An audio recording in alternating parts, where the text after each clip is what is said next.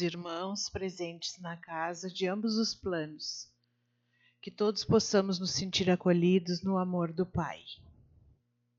Pedimos a todos que desliguem seus celulares ou os coloquem no modo silencioso, a fim de que não interfira nos trabalhos da casa.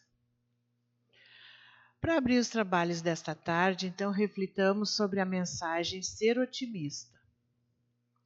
Deus, meu Pai, quero ver a vida com otimismo, preencher-me de esperanças, estar atento para o que é belo e positivo, frear as tristezas e negatividades, ser inteligente o mais que possa. Como fruto dessa intenção, certamente me resultará a compreensão de mim mesmo, dos outros e do porquê do meu existir. Mercê de tuas bênçãos, Pai, todos aqui estamos para amar, progredir e ser feliz. As vicissitudes que agora enfrento, vejo-as com razão de ser, ligadas que estão aos meus hábitos antigos. Mas quero reiniciar, colocar no meu peito uma chama de amor que não se apague, que ilumine o meu íntimo e o dos outros. Com o entendimento de mim mesmo e uma visão positiva de mundo, mais fácil me será caminhar para a felicidade. Agradeço-te, Pai, a compreensão e as esperanças que agora adquiro. Obrigado, Deus, muito obrigado.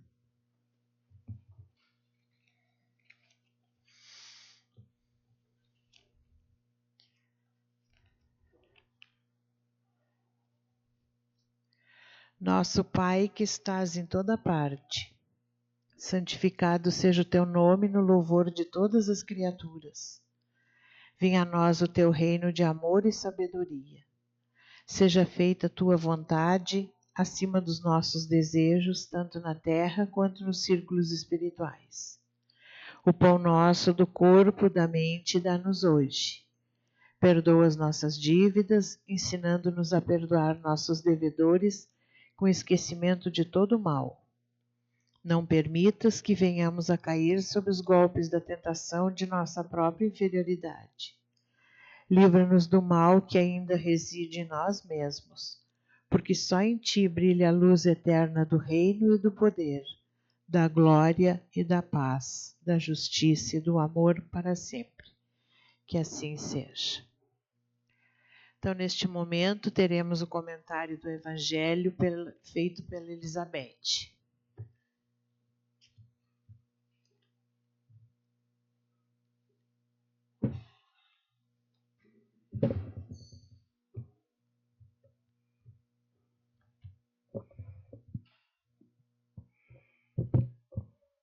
Uma boa tarde a todos que se encontram na nossa casa e aqueles que estão nos assistindo pelo YouTube. Sejam todos muito bem-vindos.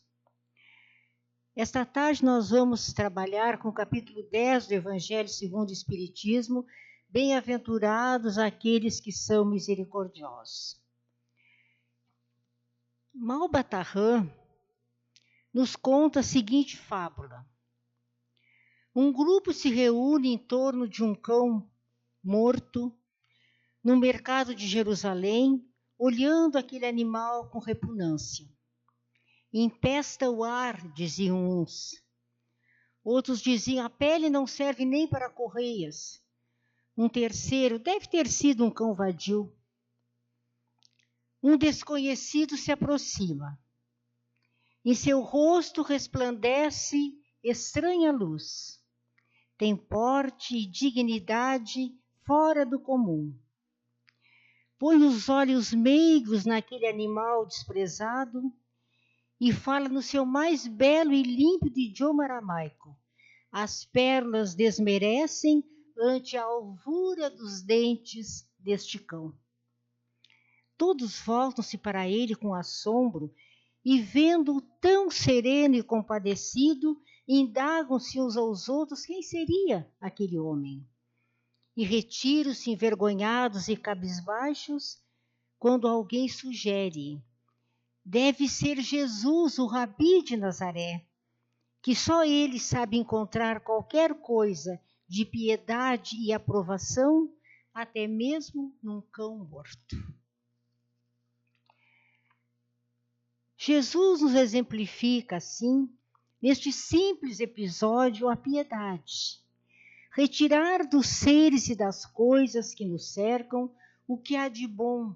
É ver com os olhos da aprovação, sentir o positivo, desculpar ao invés de condenar, usar de palavras sãs, benignas, encorajadoras, ter compaixão, enfim. No Evangelho segundo o Espiritismo, capítulo 10, a que nos referimos, bem-aventurados que são misericordiosos, que é uma das bem-aventuranças do Mestre, nós vemos que a palavra misericórdia ela pode ser aberta. Ela deriva da junção de miserere com cordes. Miserere significa compaixão e cordes é a raiz da palavra coração. Recordar, lembrar de novo, né? Corde é coração.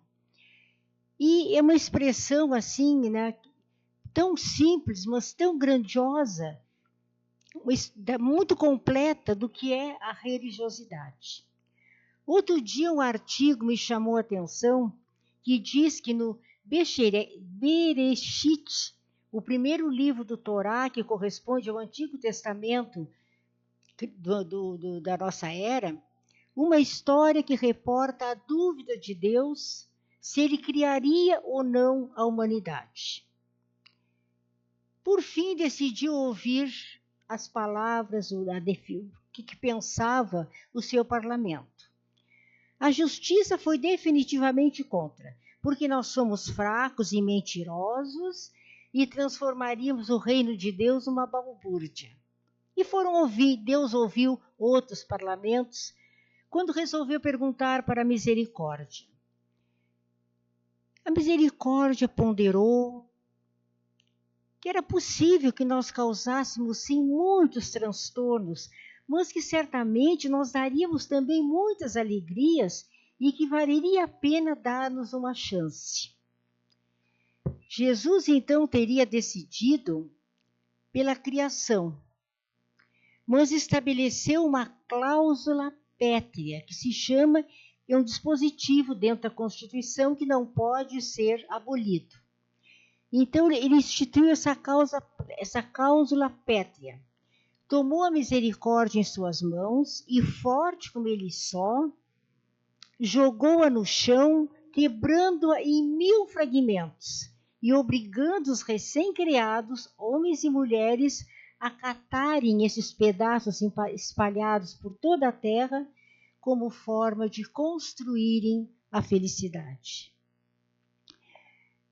Na questão 886 do Livro dos Espíritos, quando Kardec pergunta aos imortais qual o verdadeiro sentido da palavra caridade, segundo Jesus a entendia, os imortais respondem que é benevolência para com todos, indulgência para com as imperfeições alheias e perdão das ofensas.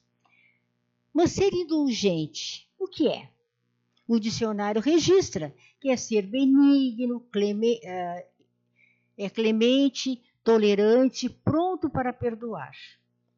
Aqui cabe um parêntese para uma pequena história que ilustra este capítulo da indulgência, de Khalil Gibran. Abrir aspas. Um homem pediu-me pão. Dei-lhe. Ao sair da minha casa, olhei e ele jogara fora o pão e ria de mim. Daí uns dias ele veio novamente pedir-me pão. Neguei-lhe. Então eu era bobo para dar o que eu tinha dentro de casa para ele jogar fora? Falei-lhe palavras ásperas e duras e fechei a porta. Os anjos riram de mim. Perguntamos, até que ponto este homem foi indulgente? O que as pessoas fazem daquilo que nós doamos não nos merece atenção. Não nos pertence mais. Não nos compete julgar o que a pessoa faz com aquilo que nós doamos. Por isso é que os anjos riram.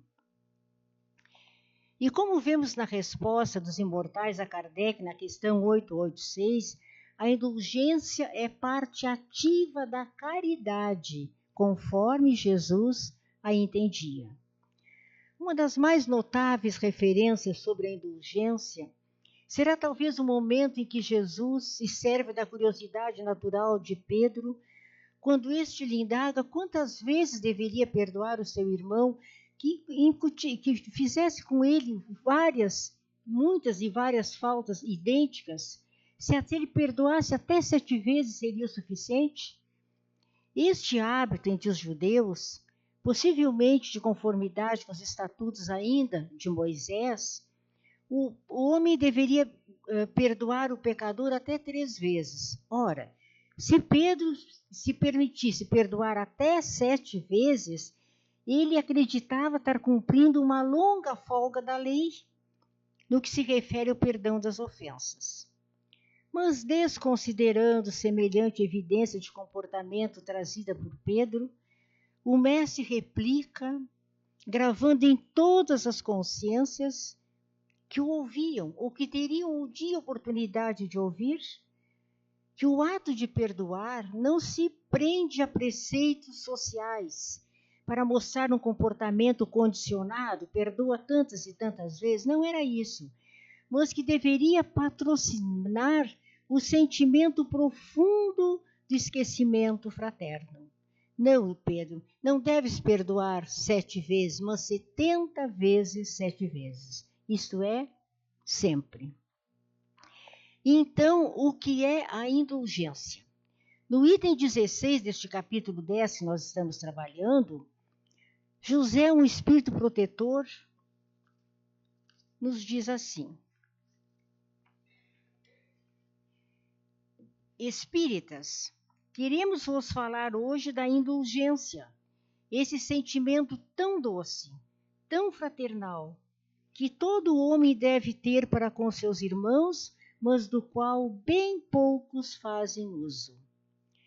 Deve-se observar que a indulgência ela deve ser aplicada cotidianamente, em todos os dias da nossa vida, não importa onde estejamos. Pode-se ser indulgente, por exemplo, com o descaso de algum funcionário numa repartição pública, no comércio, no trabalho, no trânsito e até numa casa de orações.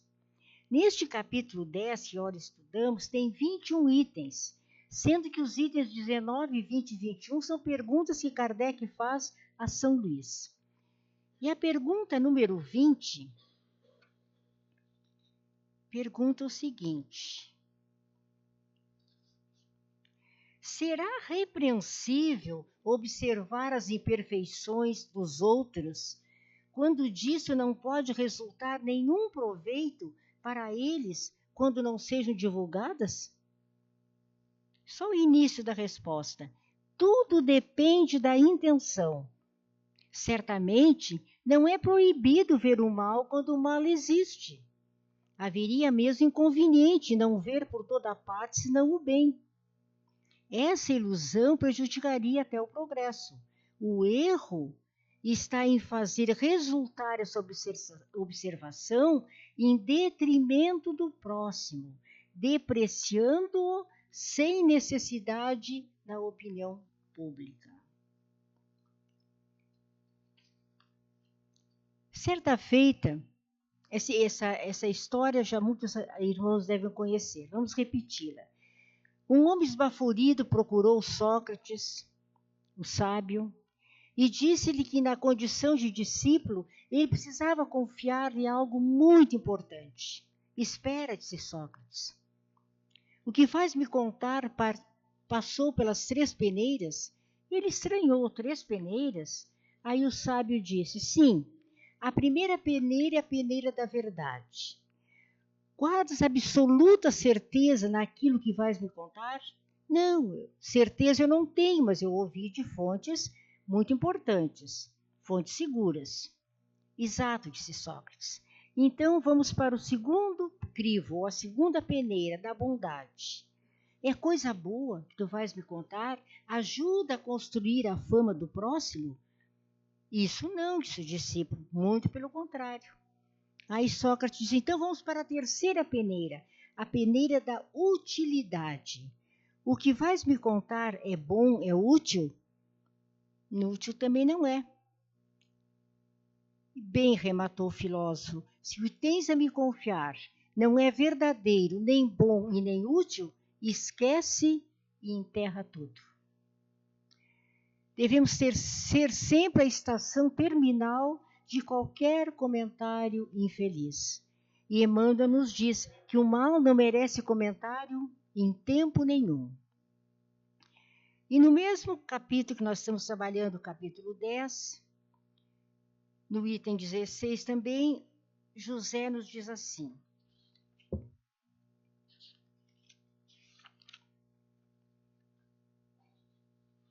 sede, pois, severos para convosco, indulgentes para com os outros.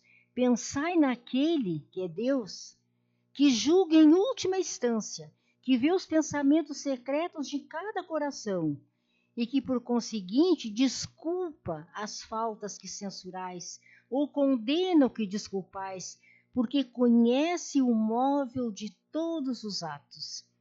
E que vós, que proclamais tão alto maldição, talvez tenhais cometido faltas mais graves. Sede indulgentes, meus amigos, porque a indulgência atrai, acalma, reergue, ao passo que o rigor desencoraja, afasta e irrita. Os subtítulos deste capítulo nos dizem muito. Vejam bem os subtítulos do capítulo 10. Perdoai para que Deus vos perdoe. Reconciliar-se com os adversários. O sacrifício mais agradável a Deus. O argueiro e a trave no olho. Não julgueis a fim de que não sejais julgados. Perdão das ofensas. E, por fim, a indulgência. No item 19, Kardec pergunta a São Luís: ninguém sendo perfeito, segue-se que ninguém tem o direito de repreender o próximo? Resposta: seguramente não, uma vez que cada um de vós deve trabalhar para o progresso de todos, e não como se faz geralmente, pelo simples prazer de denegrir a imagem de alguém. E ainda a censura que se lança sobre os outros ao mesmo tempo, deve-se dirigi-la a si mesmo e se perguntar se não a terá merecido. São Luís, em Paris. E apesar de todo este amparo, todos esses ensinamentos, ainda nos enredamos no capítulo da indulgência. Quando somos agredidos, ainda temos impulsos de revidar. Quando nos falam alguma coisa que não gostamos em voz alta, nós tentamos também responder no mesmo tom de voz, nos defender quando nos acusam de alguma coisa. E nós pedimos misericórdia ao Pai, perdão para nós mesmos. E quantas vezes nós agimos como aquele devedor incompassivo da parábola do Mestre, que se viu perdoado de 1000 talentos pelo seu chefe, e ao sair de receber este perdão, não perdoou o seu companheiro 100 dinheiros. Sobre a indulgência, mais tarde haverá referência dos lábios do Senhor, ensinando-nos a prece que chamaríamos de Pai Nosso, quando ele diz: perdoai as nossas ofensas. Mas a sabedoria é tamanha que, para que nós não nos inclinássemos a acreditar que indistintamente nós iríamos receber a alforria divina, sem compromisso da nossa parte, é que ele completa: assim como perdoamos os nossos ofensores. Compreendamos bem o valor dessas sublimes palavras. Não só a letra, não só a forma que nos passa do alto para nós, mas também o compromisso que encerra para todos nós. E o que nós devemos pedir ao Senhor para nós em solicitando o seu perdão? Não só o esquecimento das nossas ofensas, mas graças para não cairmos mais, para não ofendermos mais, para não julgarmos mais, pedirmos forças para nós entrar num outro caminho, onde nós possamos juntar, somar a reparação com o esquecimento. João Bispo de Bordeaux nos diz no item 17, deste mesmo capítulo: quando perdoardes aos vossos irmãos, não vos contenteis em estender o véu do esquecimento sobre as suas faltas. Esse véu frequentemente é bem transparente aos vossos olhos. Levai-lhes o amor ao mesmo tempo que o perdão. Fazei por eles o que pediríeis ao vosso Pai Celeste fazer por vós. Se nós pedimos ao Pai o perdão e o amor, a compreensão deste Pai, nos cabe a mesma coisa. Substituir a cólera que conspurca pelo amor que purifica. Então, isso aqui significa fazer com o nosso próximo tudo o que nós gostaríamos que ele fizesse conosco. Na verdade, que além de nos perdoar, ainda nos amasse. Quando o mestre falou, perdoai os vossos inimigos, como nós vimos, é um dos itens do capítulo 10, ali estava embutida a indulgência, para que nós evitássemos nosso próprio envenenamento. Quando nos pede para perdoarmos o nosso inimigo, porque o uso habitual da indulgência é um tratamento profilático, é um tratamento preventivo, para que nós não nos envenenamos quando nós nos entregamos a esses pensamentos malévolos, da ira, da discórdia, do ódio, da raiva, da prepotência. Ele nos diz isso para que nós não nos envenenamos dos nossos próprios sentimentos.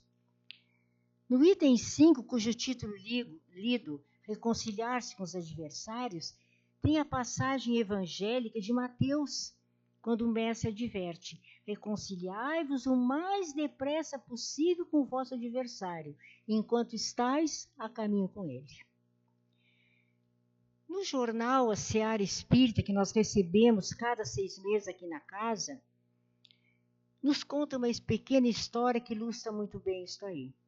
2 irmãos trabalhavam juntos numa fazenda, cujas casas eram separadas apenas por um rio. Foram muitos anos de convivência pacífica, mas um dia se desentenderam. Usaram de palavras duras, ofensivas, as vozes se alteraram e romperam com esta amizade tão bonita de irmãos de muitos e muitos anos. Numa manhã, bateram à porta do irmão mais velho.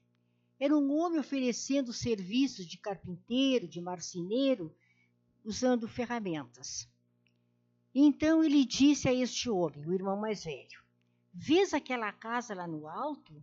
É do meu irmão mais novo. Nós brigamos e eu não o suporto mais.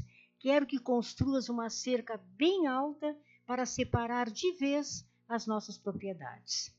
E mostrando ao homem onde estavam os materiais para a execução dessa ponte, ele retirou-se e foi para a cidade. Ao voltar, ele ficou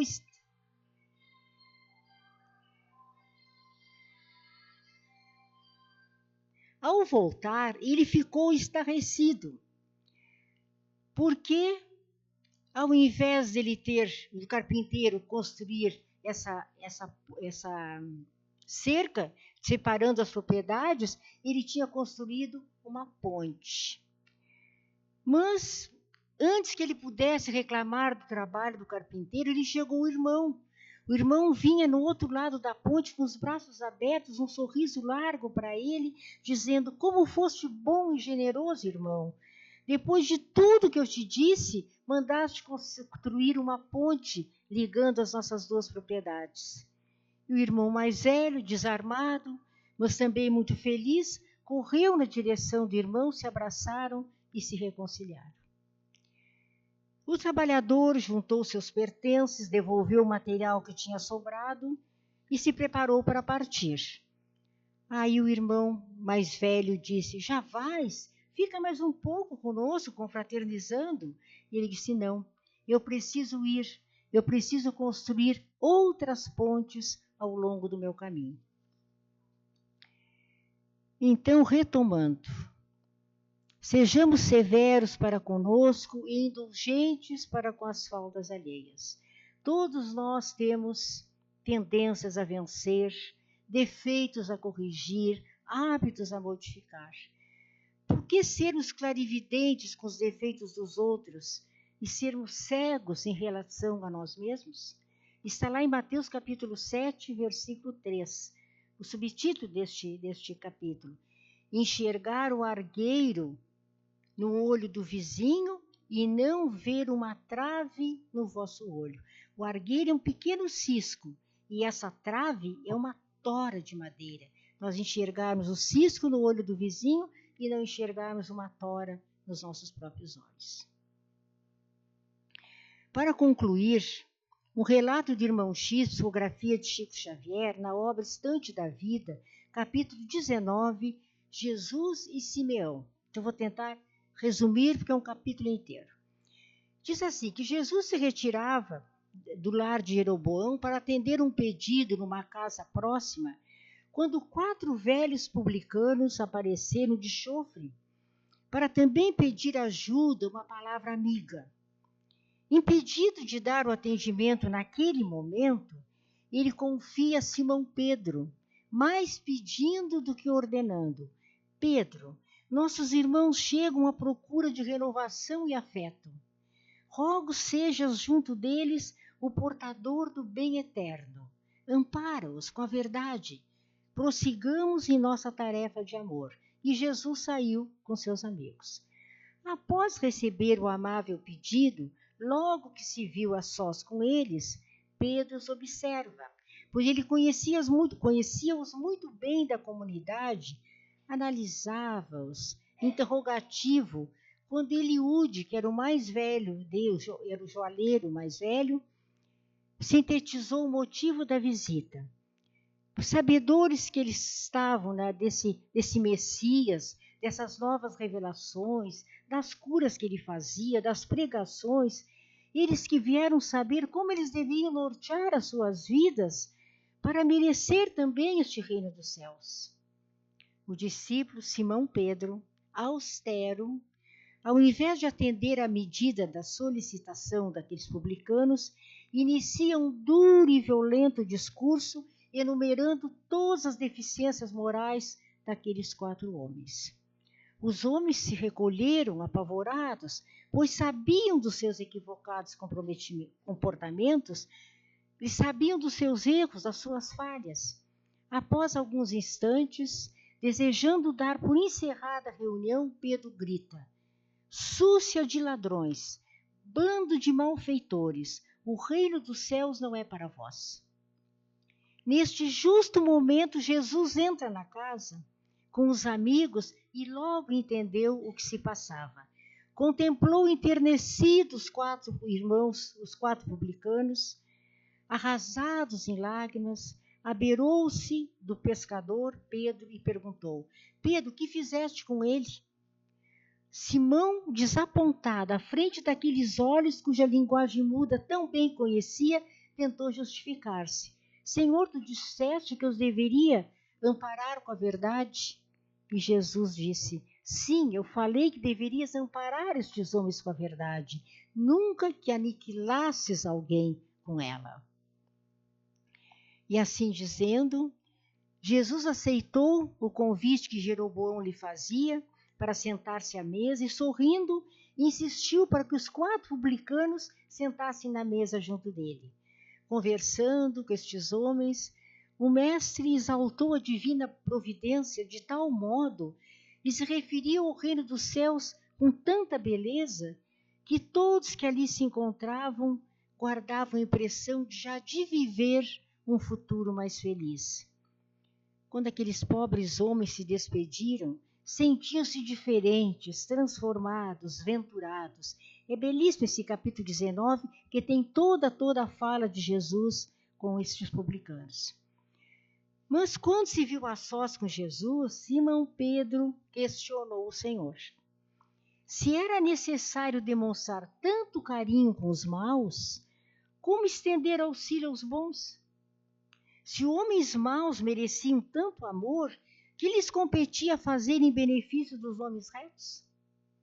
O Cristo escutou este e muitos outros argumentos em silêncio. Quando o aprendiz calou as últimas reclamações, respondeu uma frase breve: Pedro, eu não vim à terra para curar os sãos.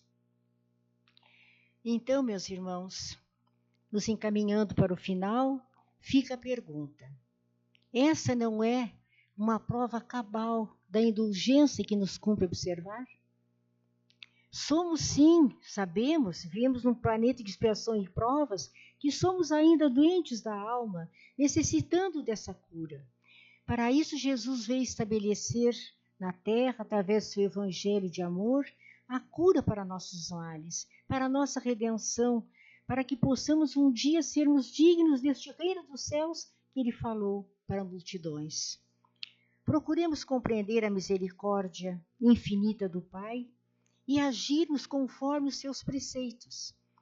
Não nos furtemos jamais de lhe dizer: Pai, perdoa as nossas ofensas, assim como perdoamos os nossos ofensores. E quem sabe, num crescendo espiritual, pudermos dizer: Pai, perdoa as nossas dívidas, porque já sabemos perdoar os nossos devedores. Muito obrigada a todos.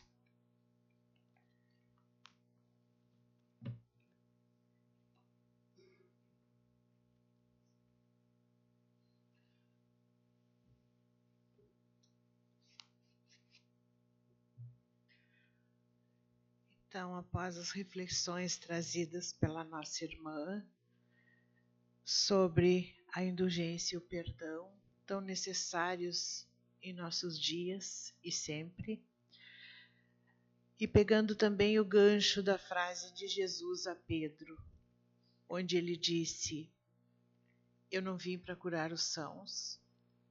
Fiquemos em prece e façamos a oração pelos doentes. Senhor Deus de clemência e amor, lançai um olhar de complacência sobre todos os que sofrem enfermidades e doenças corporais, especialmente aqueles que estiverem em nossos pensamentos, e dignai-vos conceder alívio aos seus males ou pôr termo a eles, se assim for da vossa vontade. Bons espíritos, que só em derramar benefícios vos ocupais, nós vos pedimos, secundeis este desejo de os aliviar e dirigindo-lhes os nossos pensamentos, fazei que eles derramem o bálsamo salutar sobre os seus corpos, bem como a consolação em suas almas. Inspirai-lhes a necessária paciência cristã, a submissão à vontade de Deus, para que com calma possam resistir às dores e com resignação aproveitem o futuro das provas por que ora passam. Então, neste momento, aqueles irmãos que desejarem o trabalho de passe, permaneçam em seus lugares, que um trabalhador da casa os conduzirá.